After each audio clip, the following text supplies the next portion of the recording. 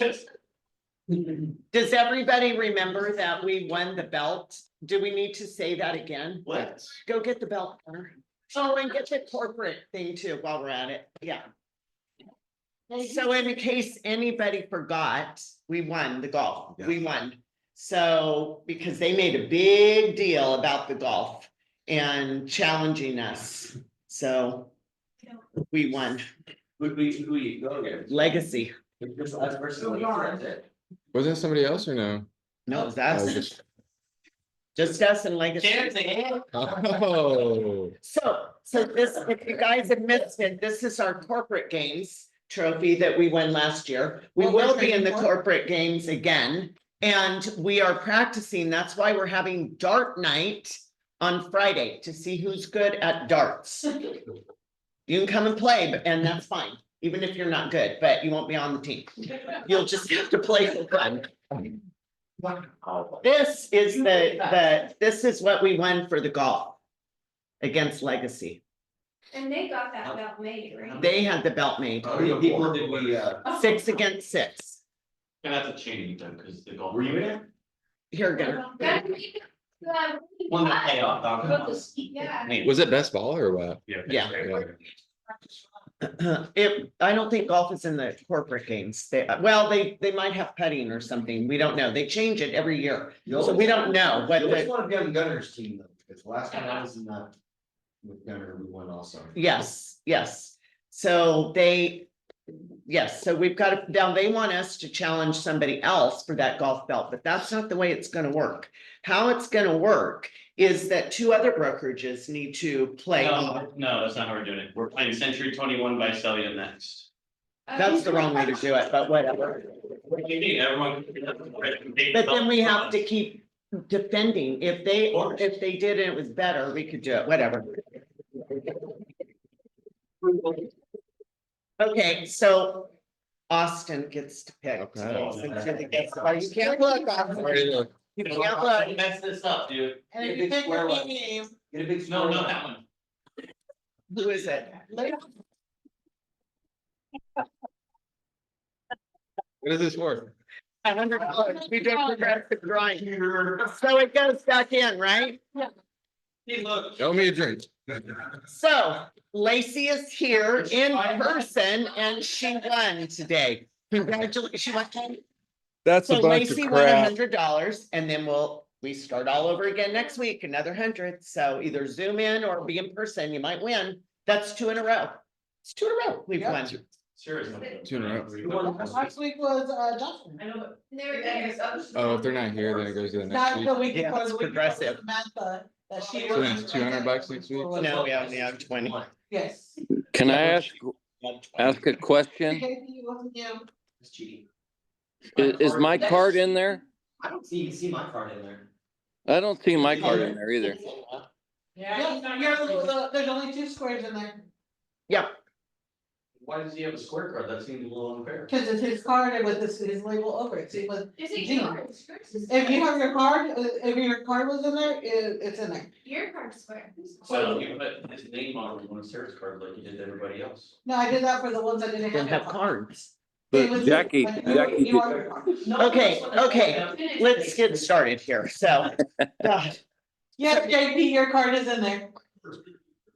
don't worry, guys. I'll do Okay, an thank audit you. after to make sure that everybody's card is in there. So good morning. I wanted to introduce, for those of you who have not met, Austin Molezzo. So Austin joined us, a couple of months ago? About 2 months ago, I think, was it? Like Jackie? 2 weeks ago. 2 wasn't it? weeks ago. Uh-huh. Oh, I thought it was 2 months, 2 weeks ago. Yeah, I was there. So Austin is a luxury agent and Austin is 28 years old and he's been licensed for 6 years. And he has managed to sell at that level to become a luxury agent. So do you want to tell us a little bit more about? Yeah, starting real estate, had no real estate experience. I don't even think I knew what a listing agent was when I started. No family ties to real estate. I joined 6 years ago, joined Keller Williams, Troy Guy out there. I was on his team. And then it was one way or the highway with Troy Guy on the team. And that one way was cold calling. So that's what I did. He sat behind me every day and I cold called every single day. And that's that's kind of how I started real estate, and that's kind of been, I've been a one-trick pony ever since, and that's kind of what got me going. Why did you decide, what brought you into real estate? Why real estate? You know, thinking about it, didn't know what I wanted to do with my career at first, and then kind of going back and forth. I had a buddy that was getting into real estate, and he failed his license 7 or 8 times, and I think it was a competitive thing at first. I was like, if he's gonna keep failing, I'm gonna try to do it. Yeah. And then once I got into it, I realized the need for real estate agents and how big this opportunity is to serve clients in the biggest financial decision of their life, most of them. And I've lived it ever since. So I was kind of what got me into it. Learned a lot from Troy, get into it. I think it was a little competition at first that kind of got me to get my license. Yeah. Looking back at it, Yeah. You were 22, so you were young when you Yeah. started. Was Yeah. that hard being that age when you started? Yeah, I mean, you just don't know what you don't know. So, I mean, I think for everybody, it's kind of the same thing. I had zero experience, growing up, real estate, my family ties or anybody at all. So didn't know anything. Luckily, I did have Troy on my team and learned a lot from him. But it was, I think for any new agent, whether you know real estate or you don't, it's nerve-wracking at first. Just not sure what to say and how to go about it. And like I tell anybody getting in the industry, you don't know until you go through it. So Yeah. getting through it and learning throughout the process, found a love for it for sure. And how did you handle the rejection with cold calling? That's one thing about cold calling. I think there's a bunch of different ways you could do real estate and generate leads. I don't think there's a right way or wrong way to do it. I love cold calling because if you get cold called and get told F off 10 times or 20 times a day, being in person and talking to people it's cakewalk. So it was good. It's something I learned, and you gotta learn to take rejection. And if you're afraid of rejection, that'll hold you back in everything you do in this industry. So it was a good stepping stone for sure. Do you still cold call? Yeah, I do. I've tailored last couple of years. I mean, that's my main form of lead gen still, and I buy data and then I call that data based on what I'm calling on or looking to sell. 4 years ago, I started hiring VAs, so virtual assistants. So I pay someone in the Philippines that I train every single morning, $4 or $5 an hour. They call 8 hours a day for me. So I started that 4 years ago because the more people you could talk to, the better. And I can't just rely on myself to talk to 200 people a day. So that's why I started doing a few years back, hiring VAs, and that's been working well for me as well. And so what are they doing? Explain that a little bit more, the whole VA thing. Yeah, there's a process of hiring a bunch of different ways you hire a VA. I went through a guy out of LA that they already came trained. Nick Lavana was his name. I bought 2 VAs from him, kind of a trial and error. Some of them don't got it, some of them do. And then, I got a script that I'll give to them, whether it's, a wholesale script or a retail script. And it's really just on you going that route that I've been doing, training and making sure listening to their calls. I have a dialer system that records every conversation that I listen to them. We train them.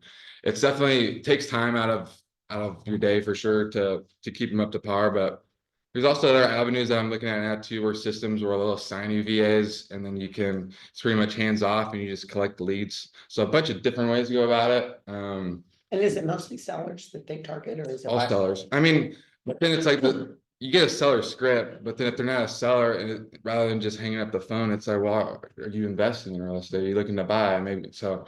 Then you could branch off and go into the buying route. But we're targeting sellers mostly, and over the last 4 years, 90% of my deals have been sellers. So, what do you think your ratios are? Like how many calls they're making, how many leads valid leads they're for actually? each VA, I try to get in qualified leads. So I don't want to just because I'll be the one to follow up with the call. So I don't want to talk to somebody and it's like, yeah, I'd take $400,000 for my house when it's really $200,000 worth. So really trying to train them to we only want qualified leads.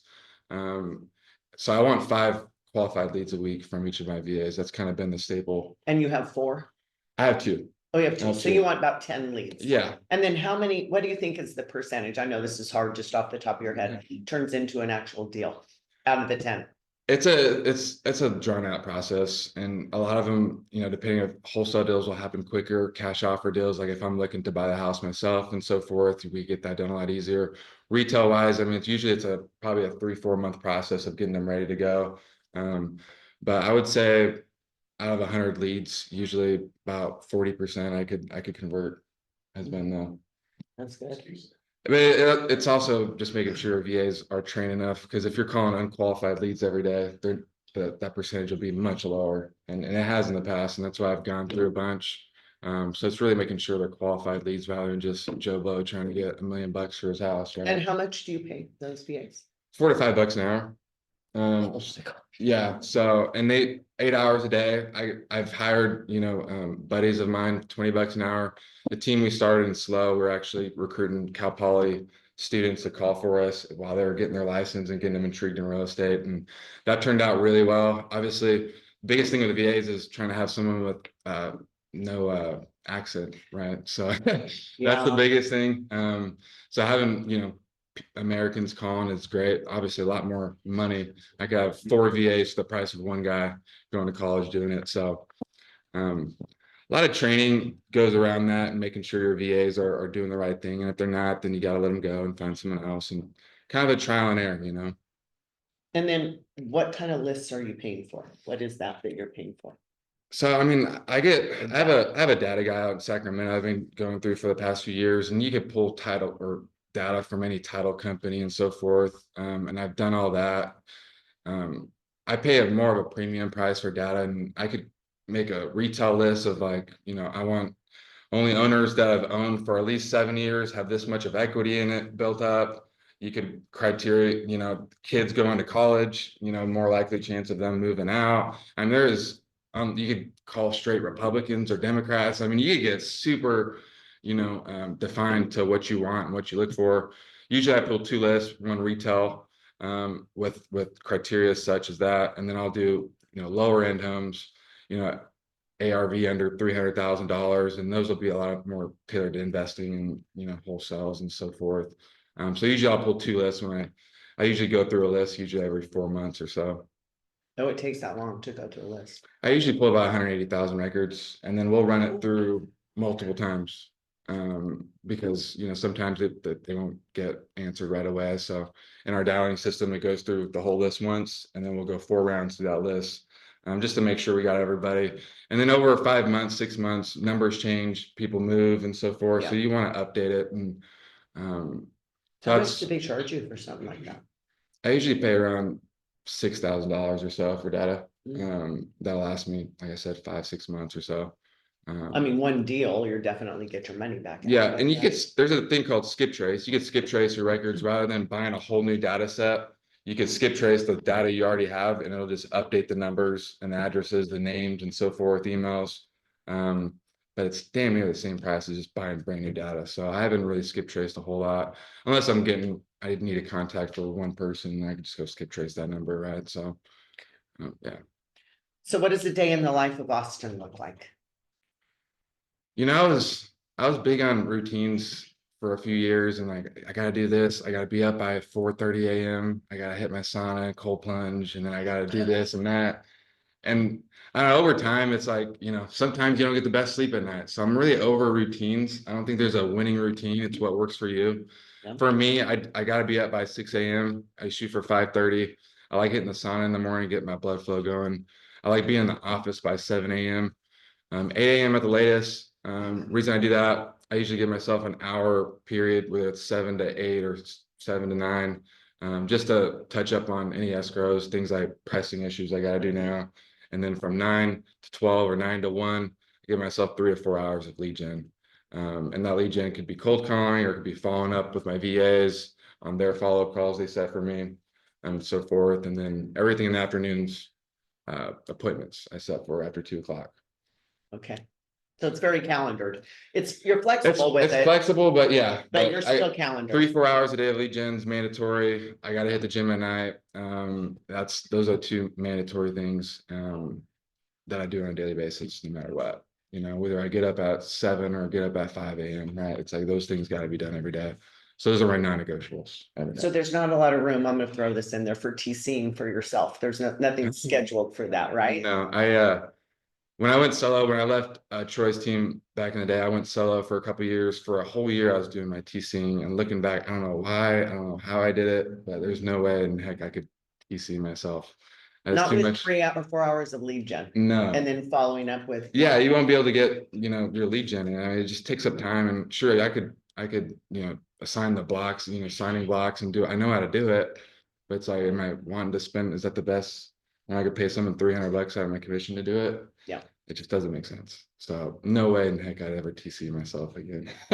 How does that work with you doing showings and appointments after 2? Do you ever vary from that? Is there ever a time where you go they can't do it in the afternoon? I mean, I'm a pretty stickler, and all my clients know from 9 to 12 at least I'm booked. So they got that. I used to put my phone on do not disturb, but I don't do that anymore. But they know that time block is booked. If it's a client and it's like, hey, we can only make it in the morning to show this house or do that, then I'll make an exception if it's absolutely mandatory. But at all costs, I try to protect my lead gen hours. Because that's the most important thing to you. It has That's to be, yeah. precious. Yeah. Yeah. So, because I see a lot of agents, they block for lead gen, but then I scheduled an appointment. Yeah. You don't vary. We're always, yeah, I mean, lead gen it's not necessarily fun to do, especially in my world, cold calling, and getting told F off every day. It's like, it's not fun, but it's like, if I don't do that, my next paycheck's getting pushed out another 3-4 months. So it's like, my pipeline will dry up really quick, and we've all been there. So Right. it's a non-negotiable that I have to get in, whether that's cold calling, whether that's door knocking, or whatever that lead gen is. If you don't lead gen, your business is dying. It'll be Right? So, stagnant, yeah. nothing in the pipeline.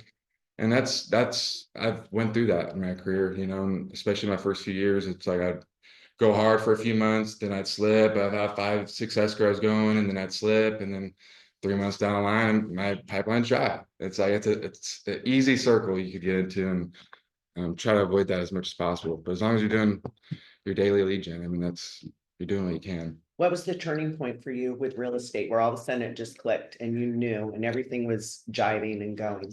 It was really, everything changed when I moved to the coast. Starting in real estate here, I lead gen, I did the cold calling and so forth. And when I went on my own, I didn't really have a whole lot of systems in place.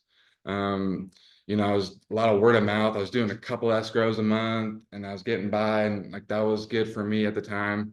But I quickly realized when I went to the coast and I put myself around people that were doing, 100 million volume a year plus, systems are everything. And if someone's making, $1 million a year in real estate out there and they're still lead genning every day, then what am I doing? Yeah. So I quickly moving to the coast, I put myself around these people for that reason, to be uncomfortable and to learn as much as possible. And that was kind of the turning point. Like, damn, I'm not doing shit for my business, so that really elevated me, just put myself in those circles out there. And then how did that look in taking care of your clients? Like the way you deal with your clients, how did that change for you? It's such a process I've never considered myself a luxury agent until this past year when, you brought luxury to me and so forth. But just seeing, I put myself in one thing. When I went out there, I was like, I'm gonna people over profits. So I'm gonna if I have to tag people on deals with me to learn from them, I'll do that. And I gave up thousands of dollars to like partner with people and go on listing appointments with people and bring them in on my deal just so I could learn from them. And I quickly learned that the service I was providing years before that was nothing compared to what they're getting out there by luxury agents and so forth. And that goes from the initial call and seeing what's best for them to the listing appointment and everything you need to bring to a listing appointment. And on the same end, buyers as well. There's just a different type of service that I, became accustomed to out there that changed the game for me. What do you bring to a listing appointment? Listing appointment, obviously the basic essentials is, CMA and so forth. I always bring a listing packet with me, talking about what I do, my experience, my team around me, and how we go about business. I always leave them with this packet in hand to keep. And that's something I quickly learned first couple of listing appointments out there. We sat down at the table and there's already packets sitting at the table. Like they do that out there, that the top agents do that. And because if you go and talk to them and shoot the shit with the seller and have a good time and maybe build a good rapport, no matter what, they're going to forget about you if you didn't bring something valuable. And so leaving them with that, I have a listing presentation I do off my laptop. That's more, to how we're going to sell this specific home rather than about me and so forth. So I'll go through that listing presentation and then I'll leave them with a listing packet. That's the bare minimums. So you really give them a marketing strategy? Mhm. That's what you focus Yeah, on? 100%, 100%, because That's good info for new agents too, right? But you don't have to focus on your experience or lack thereof. yeah, You're focusing on this is on your property, which is what they Yeah. want to hear anyway. yeah. And I've gotten into listing appointments and I'm super transparent how I do everything. I've told a lot of my sellers that I just meet, I'm like, hey, like, I know you're thinking the same thing I am. I think real estate agents are grossly overpaid. We're getting a fat check for what? Most agents, what they do, put it on Zillow, MLS. They don't even put it on Zillow. MLS does it for them, and then they wait for offers. Right. And they get a fat check at the end for doing what? It's like, how do you separate yourself? And this is what I do to separate myself. And this is how I go about marketing your property. These are the things that I'll do. It's like a concierge program, depending on what your property needs. You know, what makes this process easy for you. And I do this from A to Z for you. And these are all my people that help get this done to the finish line. A little resource page I show them, contractors, TCs, and so forth. Leaving all that for them because it's an overwhelming process for anybody selling their home, whether it's a $200,000 house or $1 million house, you know, and It is. they just need to feel confident that you're going to get it done for them. And it's perceived likelihood of achievement. You want to increase that as much as possible. A lot of people won't sell even in a market like this. Market's slow. People are scared. Well, they're scared because they don't think they can get it done. You know, it's like you got to show them like you can get it done and give them full confidence in that, or they won't choose you, or they won't sell, even if it's their best interest to sell. So you give them a value proposition, why, what the value is for, and Yeah. then how much of a commission are you charging? What percentage are you typically charging? 3.5% for listening. I've done 4% before. Depending on how much money I'll up front and what the deal size is and how much work I'll need to do, but very rarely has it ever came down to the listing or commission negotiations after I've gotten done. And that's the last thing I'll ever talk about because it's very secondary. We're talking pennies on the dollar. But they think it's a lot, but until you show them everything you're doing for them, then it makes sense to them.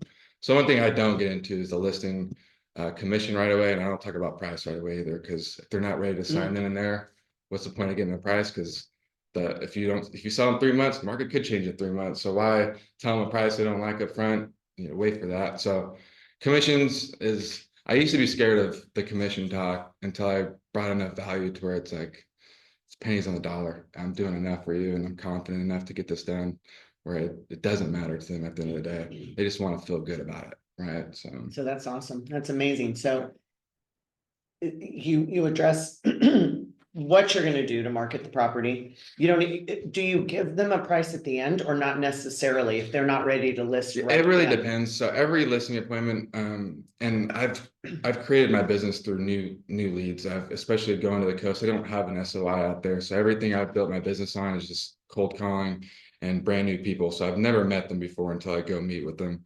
So I don't ever get into the price depending on their situation. If I'm confident, no matter what, the first thing I ask them when I go in, if everything made sense today, Mr. Seller, and say numbers made sense, you like me, I like you, it's a good fit. Is there anything holding you back from signing documents and getting the ball rolling today? And that right there, he'll bring up the objections up front, or he'll say, yeah, this is going to be a 2-month process no matter what, even if everything goes perfectly. And then I know I won't get into pricing today. Or if they say, yeah, no, if everything makes sense, we'll get into it. And then, I'll get into pricing if I need to. But I always ask that up front because the whole idea is just to get the objections out of them right away. So then what you're already processing in your head, what you're going to have to object and what you're going to have to help them with. So that's something I do. So from the very beginning, I'll know if I'm getting a contract signed or this is going to be more of a nurture. Okay. And so when you're talking about pricing, what is your bracketing? We all get overpriced listings, right? Yeah. What is your opinion on overpriced listings? Like how far above? Yeah. What are your thoughts on that? Well, I give them, and you guys have it in your listing presentation, but it's the same thing I got. It's that triangle where it's pricing. I don't even know where we got it. I thought I was the only one with it, but it was you could market it, you could shoot for one offer, and I'll give them 3 different scenarios and say, hey, we could shoot for one offer and price it here and shoot for the moon and hope we get that one offer, or we could price it here. I always like pricing 10-15% under market value. The whole idea is to create as much traction up front as possible. Yeah. And we want to leverage other offers, and that's how we'll get more money at the end of the day. So explaining that, and you guys have it in your listing presentation, which is phenomenal. It's the same one I use talking about pricing points. So I do always try to market it, you know, at least What if they 10%. want to go way over? Will you take the listing? I won't. If it's, because my reputation's the other thing, and you know, your reputation will get around. So, oh, awesome, Molezzo's listing another high ass listing, right? And it's not gonna sell. I hate the worst position to be in is you're not getting any offers in the first few weeks or a month. Then you have to do the price reduction talk, and then the seller's unhappy. So I'm telling them this is what we're trying to avoid here, and this is why my strategy works. If we're so if there's a big difference in my price point and their price point, I won't take the listing because it's time too as well. I don't want to just have a listing to put a sign up front. It doesn't mean anything to me. What does that conversation sound like between you and the seller when you're telling them, I'm sorry, I won't take your listing, you're too high? Yeah, and I'm super transparent with them too. I tell them like, hey, this is a big decision for you guys. You guys need to interview other agents. Do it. If you haven't already, do it. And then come back to me and we'll meet again. But I'll be wary, there will be agents that will buy your listing from you and they'll tell you everything you want to hear. They'll list it at this price. Why? Not because it's going to sell at that price, but they just want to sign up front. And that's what matters to them, to have a listing. So you got to look at all that, and I give them that information in advance. And this is the strategy I work with. I don't need your listing. I don't, you know, I'm here to help you, and I'd love to do this for you, but I don't need it. I'm not in a position to need your listing. That's why I feel comfortable here. And after that talk, if it's such a big difference, you know, I'll just tell them it, interview other people. I don't like having listings sit for 6 months or a year. Yeah. So they're it's- not upset usually when you do that. Oh, You, no. like, kindly tell them, I just don't think we're on the same page. Yeah, and price-wise, and that's interview what- other people. Maybe Yeah. they have a different opinion.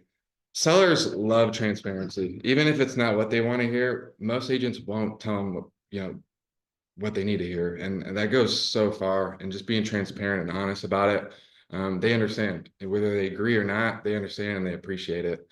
And then if they do interview other people, more likely than not, they'll get people just to tell them what they want to hear, and they'll see, all right, well, probably should go with the honest guy here, and he seems more knowledgeable, right? So being transparent and honest is tough at first when you're not confident in yourself, but when you get that confidence, it's everything.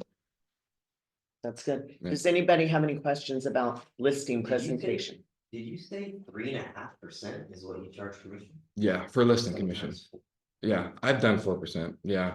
I won't come out of the gate at 4% unless it's a lot of work that if I need to put a couple grand into the property to make it look right. I've also been selling homes in slow where it's a couple $1 million, right? So there's more of a leverage known. It'll be a big paycheck. I'm willing to do so. But 3.5% is been my bare minimum. You know, if I could do 3%, if hey, the seller's just not making much money here, she's in a tight situation, you know, I'll make it work. But anything I don't remember the last one I've done under 3%.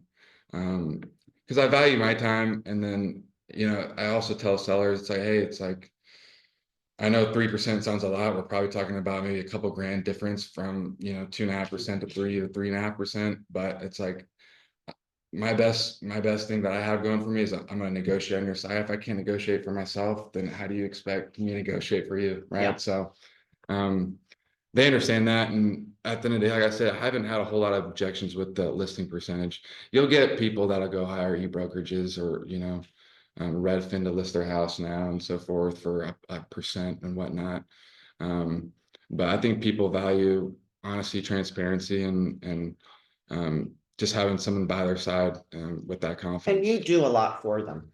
Yeah. You do in home inspections before, right? Yeah. So I mean, yeah, I do home inspections, pest and home inspection. I do up front no matter what for listings. Reason I do that is when we get into escrow, it's not so much just getting the offer first. It's controlling all the negotiations in escrow. So the worst case scenarios, which happens all the time, right? We get into escrow, buyers will come in and do their inspections with their guy. They'll come back and say, hey, we want $5 grand out of this, or we want to lower the purchase price. I get all that done up front, make the buyer sign the inspection up front. Hey, we're selling this as is, because no matter, even if my seller had money to fix the problems, it's about convenience and making this as smooth as possible. So I want to sell it as is no matter what. So here's the story behind the house, and sign off on it. Of course, they still have the right to do their inspections, but at least we could gather a buyer that understands what they're getting themselves into up front. so we don't have to have a big hurdle in escrow. So you pay for a home inspection and pest inspection up front? Yeah, I do. Before it's even listed? Ideally, before it's listed, if it's a fire sale, then, I'll get it done maybe, while we're showing the property. But ideally, I give myself a month to do the inspections, get through photos and so forth. So I preferably before we get this thing listed. It'll also tell you too, I mean, if it's a situation where it might not pass FHA and concerns in that route, well, why wait till you get an offer and then have to deal with that on the back end? It's like, get it Right. done now and know what you're dealing with, right? So. I mean, it's $350 for a home inspection, $90 for a pest inspection. It's like, I'd rather just deal with that now on my own dime than have to deal with that during escrow and have, Do you get reimbursed for that, or is that just included in your service that you do? it wouldn't be a bad thing being reimbursed. I haven't done that much. I've done like inspections and had to pump septics. And if the commissions don't really make sense, I'll get reimbursed on stuff like that if I need. But at least the home inspection and the pest inspection, I just take care of front. And then what do you tell your sellers to expect from a buyer, to pay a buyer's agent? Can I say that one more time? What do you tell your sellers to expect to pay commission from a buyer's agent? Yeah, at this point, obviously everything's changed in this point. I tell them the standard is 2.5%, 2.5 to 3%. I charge 3.5%. So I tell them my obligation to you is I want to keep it at 5%. Oftentimes it could be 6%, but I'm going to negotiate, to be at 5% total if we can do that. So I just kind of prepare them 2.5 to 3% is what they're going to ask. And I haven't dealt with a situation this year on the listing side where buyer's agents, turn down a deal for, at 2.5%. That's pretty standard.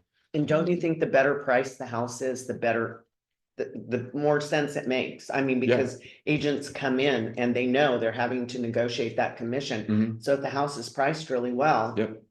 It goes a long ways. When homes are overpriced, and it's been sitting for a while, that's when an agent comes in for the kill, right? Yeah. As a buyer's agent. Yeah, I got a buyer, you're sitting here, now I want 3% or whatever. Yeah, and agents, especially experienced agents, they'll know, how experienced or how well you got your sellers under control. If you price it right, great. And if they'll see, how much experience you have in your belt, and they won't try to negotiate a whole lot with you. I feel like if you get priced it right, and done everything in preparation for the listing, they'll see, all right, this guy's got under control.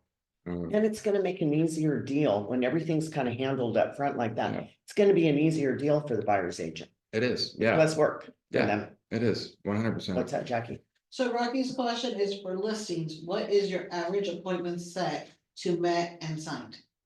I'm assuming how Average. many appointments you get from when you first meet them to get them to sign. So it's like my conversion rate. Yes. Practically. Honestly, since I've been back, my volume probably could be a lot higher, but I close most of the deals I go on around here. And at the coast is a lot more competitive. It would take 4 interviews at a time because they're interviewing other people, and the conversion rate is a little lower. But I mean, honestly, in the past year, I've probably converted 90% of my deals. On the first appointment? Yeah, I'm not saying that's like, I mean, if I had 100 extra listing appointments last year, I mean, it'll go down a little bit. I mean, people change their minds and so forth.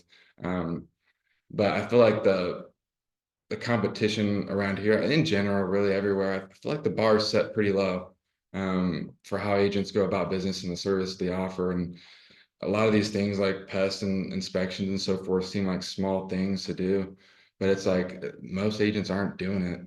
So it goes a long ways, all that little stuff. That really goes back to the book. Never lose a customer, but we Yeah. call it never lose a client, because you give them such an amazing experience. Yeah, it's the experience. It's cliche. What do they say? It's not what you say. It's how you made them feel. Yeah. But it's true. And it's not just the listing appointments, throughout the whole escrow and the communication throughout, and being there for everything they need. And that's where we get repeated business. And that's kind of what I built. Haven't worked my SOI as much. You've been hounding me on that. So my whole business is new leads and then repeat business from clients, and I've done well in that. I think it's because of the service. Do you let your clients know up front what your schedule is? Do you let them know, hey, from this time, to this time, I'm working on escrows, I'm lead generating, I won't answer during that time? Yeah, I let them all know my lead gen schedule, and this is from this, 9 to 12 or 1 o'clock is I'm busy, so I'll get back to you as soon as possible. If it's urgent, I'll talk to you, first thing in the morning before then, but I do let them all know that just to value my time, and I don't want a bunch of people calling me while I'm trying to create new business. So yeah, I have to let them know that, or else they'll get mad I'm not answering calls. So you definitely run your business, right? You Yeah. run your business. Yeah, and that's one thing I think is a misconception getting in the industry. This is your business. You have to run, and a lot of people think it's just, you just get in and make a bunch of money, but you gotta run it like your business, or else your business is gonna fail like anything, Like I say, the business is gonna run you. Yeah, there it is. What do you think in your real estate career, what's your biggest win? Like the biggest win that you felt like, yes, that was so good. Like a deal wise, or I don't know, anything. my first deal I did at the coast, not my first deal, but it was kind of like a staple. It gave me a lot of confidence, but it was I was selling a house for Kevin Blaine. I don't know if you guys are aware of Of him. course, we know Kevin. His dad, I got word his dad was selling a house, and um so I called him up, got an interview. His first conversation I had with him was, hey, we're gonna hire the best producing agent. And I just moved out to the coast. So I didn't have a whole lot of experience out there, but he's like, we're just gonna I want to hire someone like my son, Kevin Blaine. And so he went on Google, did his, due diligence and interviewed the top 4 agents at the Central Coast. And it took 4 or 5 interviews. And by the end of it, he ended up giving me the listing. And after doing that, I was kind of like, all right, I could do this. That How was much was that listing? 2.5. What's your 2.5. highest sale at the coast? 3.1. Yeah. And the cool thing about that one was I did an open house, which I should do more open houses. I recommend doing open houses. I didn't do a whole lot of them, but my first open house I did on that, I brought a cash buyer for it. And then he had 2 other homes, one in Pismo and one in Rio Grande to sell. So I ended up getting 4 sides of the deal out of it. So it was a good one. But that was kind of like my staple, getting out there. I'm like, I could do this. I could compete with other people, even though I don't do 100 million a year. Right. So Yeah, that was kind of, I guess, the biggest win out he there. had to have been tough too, because he's been in the Oh, yeah, real and it estate was- community, and it and was- and you had Kevin. Yeah, As Kevin, yeah, the GOAT. Yeah, Kevin was great, and I want someone like that. So gave me a lot of confidence. It was also dealing with a divorce situation too. So it was a tough one getting both sides on the same page and so forth. So, but yeah, that was a big one for me for sure. How do you, when you have ideas, how do you take them from thoughts to action? Like, what's the process for you to make things actually?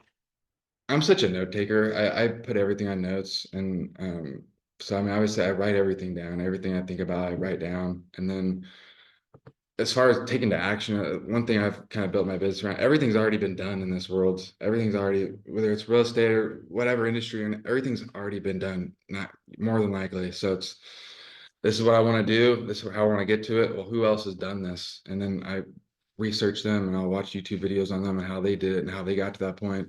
So everything I've built upon over the last few years has just been my own kind of just research and just trying to train myself. Oh, this is how they got there. So this is how I get there. And you could, put your own little tweak to it, whatever personality you have and so forth. But writing everything down and then just researching, that's kind of been the biggest thing. It's skill sets. You're trying to build as many skill sets as possible. Your charisma doesn't matter as much. Your personality, how you look, doesn't matter as much. A lot of little things play factors, but it's like your skill sets and your knowledge. And how do you do that? Well, you can't necessarily if you're building a tool chest, you can't build out your tools by doing a training once a week, or no offense, but like just coming to your Right, training a week. right. It's like you got to put your own time in. So Yeah, that's something I do every night. I try at least delegate an hour just to, whether it's YouTube videos or audibles or whatever it is, just to keep learning. That's my biggest staple for sure. So every night you spend 1 hour learning? Yeah, and whenever I'm driving, I hardly listen to music ever, but I listen to audibles or podcasts. Alex Hormozy is like my father. If you guys have ever heard of him, he's awesome. He's in the sales industry. He's Alex Hormozy. He has a wife.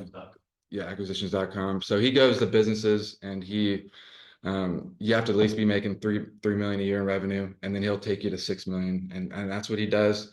But he has this thing, which maybe we could do a training one day on the sales equation, and it changed the game for me. Yeah, that's a good one. The sales equation by Alex Hormozy, and you could tailor it to real estate. And How it do you spell goes his last name, Austin? Hormozy. Sorry. Yeah. Alex. You never coached? Like, Coached? Have you ever used, do you mean use a coach or done coaching? yeah, well, just, you know. Yeah, I did when I first started in Rust, or when I first moved to the coast, I still had all my business here. So I started my own team. I was with Real Brokerage at the time, and I started with a team. I had my 2 VAs, and then I had 2 agents on my team, kind of alleviate my business out here. And I didn't want to, completely give up my business here while I was, getting started out there. So I trained a lot, and I think subconsciously too, I think I started that because as I'm learning, I mean, the best way to learn is if you're training someone. So that got me in the mode. I was training them 5 days a week in the morning, first thing. So I was able to really pick up or kind of, get rid of that gap of, your skill set, not knowing something and then knowing something. You decrease that a bunch by just learning as if you're training somebody. So I've done that. Haven't done any really coaching outside of that. Have you ever paid for coaching? Yeah, I had a business coach, not necessarily just for real estate, more so just business in general in life. Paid him quite a bit of money out the coast, me and 4 buddies of mine. And that was really good just from a life perspective. Haven't paid for someone directly for real estate coaching though. A lot of my knowledge I've got just from just teaming up with brokers, going on listening appointments, just being around people and just asking a bunch of questions, being a sponge. That's kind of where my knowledge has been. But as far as like, paying a coach for real estate, I haven't done that. It's been more self-taught and just being around people. But I do love coaching though. I think a lot of it's because I learned quicker as well, Yeah. That's why I love having a team. Yeah. So you think having a team is better because it keeps you? It really depends. Like I wouldn't start a team. I'm not starting a team now. And we started a team. We kind of did a hybrid team after I had my team here. I left this, me and 4 buddies, a couple guys from Marcus and Millichap in San Diego came down, and it was 4 of us. We started a hybrid team at Keller Williams, where we're all kind of the team leaders and so forth. And it was really well. It was like a boiling room. We all cold called every day, and it was really good. It takes a lot of time to be a team, and at my stage in my career, I'm so focused on getting my own deals and serving my clients. So it doesn't benefit me or my clients to start a team right now. So it really just depends on your timing, and I think a lot of people start a team for the wrong reasons too. I think when you're starting a team, you gotta have 3 things. You gotta have trainings, you gotta have leads, or at least 2 of the 3, and then support. And that takes up time, takes money. So I think starting a team is great if you're doing it for the right reasons. At my stage, I'm not going to start a team right now though. Because if you're doing it the way you should be doing it, it's Mhm. gonna take away from your own personal business. 100%. There's absolutely no other way to get around it. It just 100%. is. Yeah, because more likely than not, you're gonna have agents come on board that are maybe newer or maybe not. If you have a top producer agent doing 40 deals, they're not going to join your team just to join your team, right? So you're gonna have people that you want to, spend a lot of time on and watch them improve, and it costs money, costs time. I see a lot of people just starting teams just for the kind of the ego side of it. I feel like, and they think, oh, money will come. Well, your money's not gonna come if your agents aren't doing deals. And deals they're not gonna do deals if you're not giving them leads or you're not training them how to get deals. Right. So yeah. We have a question. Jasenia wants to know, what all are you doing to market the property? Basically, what sets you apart from other agents in marketing your listings?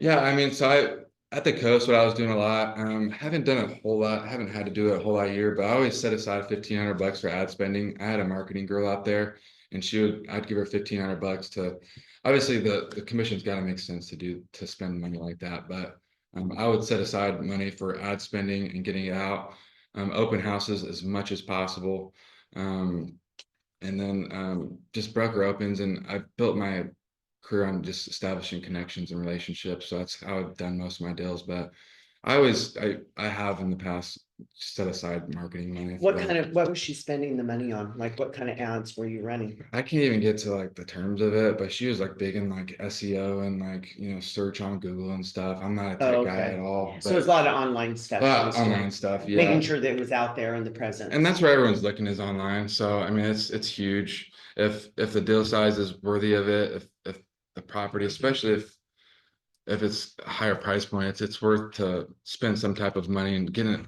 views on it, right? Open houses go a long ways as well too. But that's what I've done in the past. I wish I could get into a marketing training, but I don't know marketing like that. That's why I had a girl. Yeah. So nothing groundbreaking. No, nothing groundbreaking by no means. No. Are you doing it with confidence in telling your sellers Oh yeah. you're doing it? Yeah, exactly. Exactly. Yeah, confidence is everything. You don't get that unless you do it. So So when you take a listing, what's the time frame you take a listing for? A year, 6 months? yeah, I usually put 8 months or a year. I mean, haven't had a listing, thankfully, sit for longer than 6 months in a long time. But yeah, I usually for the contract's sake, I usually put 8 months or a year.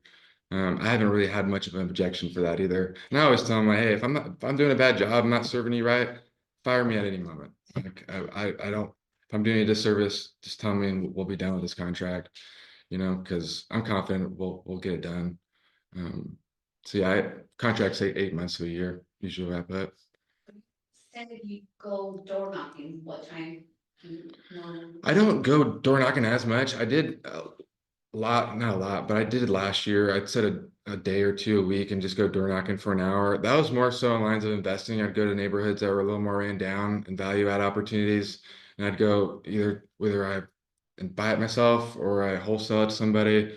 Those opportunities were, I feel like door knocking is a lot more beneficial, a little more And productive did for you do me. that during your lead generation hours? No, no, no. That was in addition. Yeah, that was an addition. Yeah. The way I do business is I like being in an office and I like calling and just having my systems in front of me.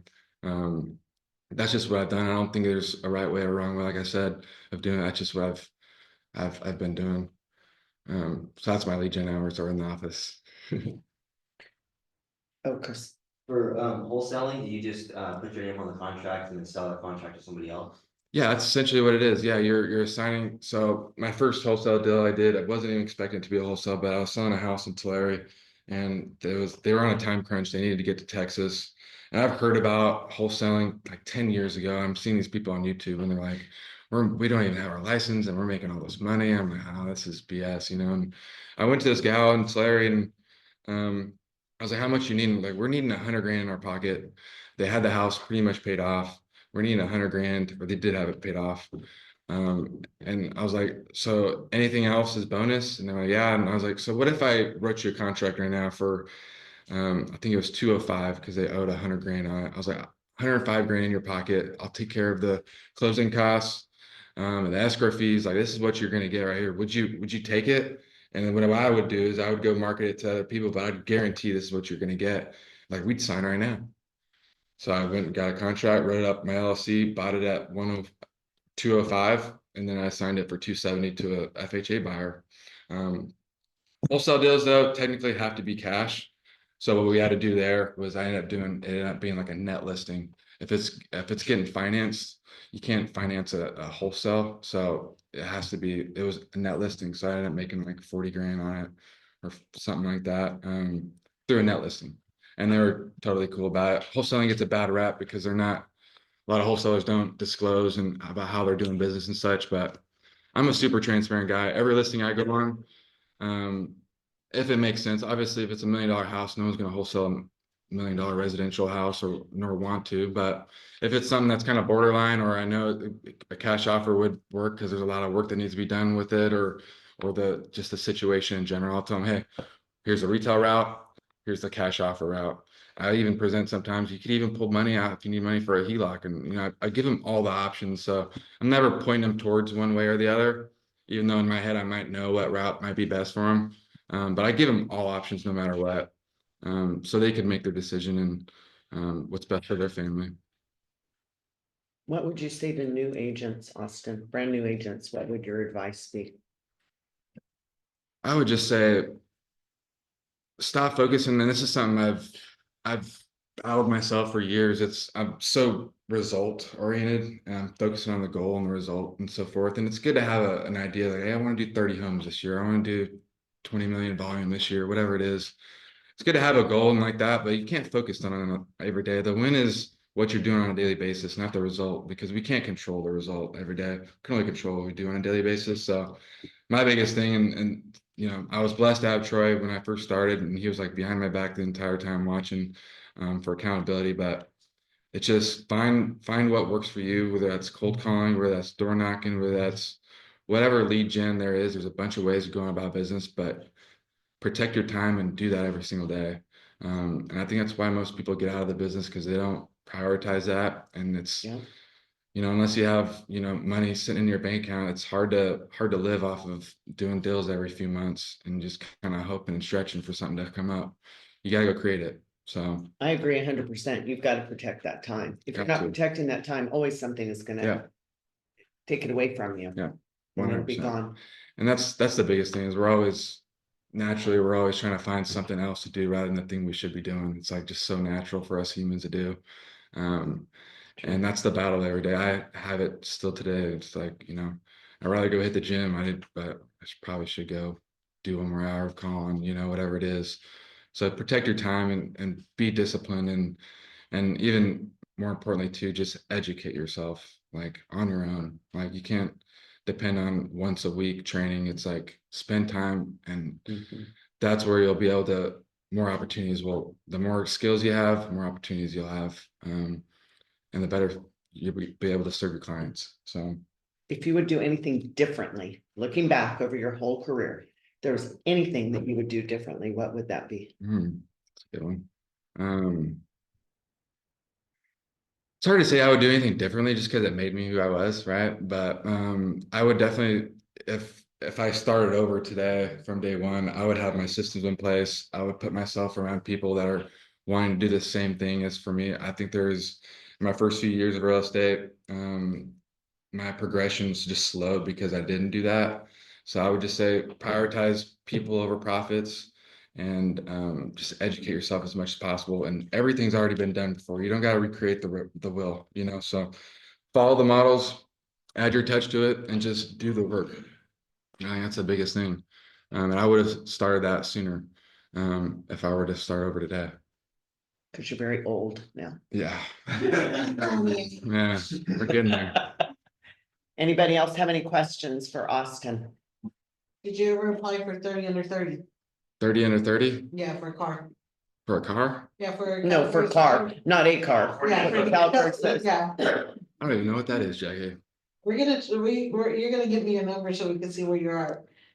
See where you land if you can. I'm thinking like Forbes 30 for 30. What were you?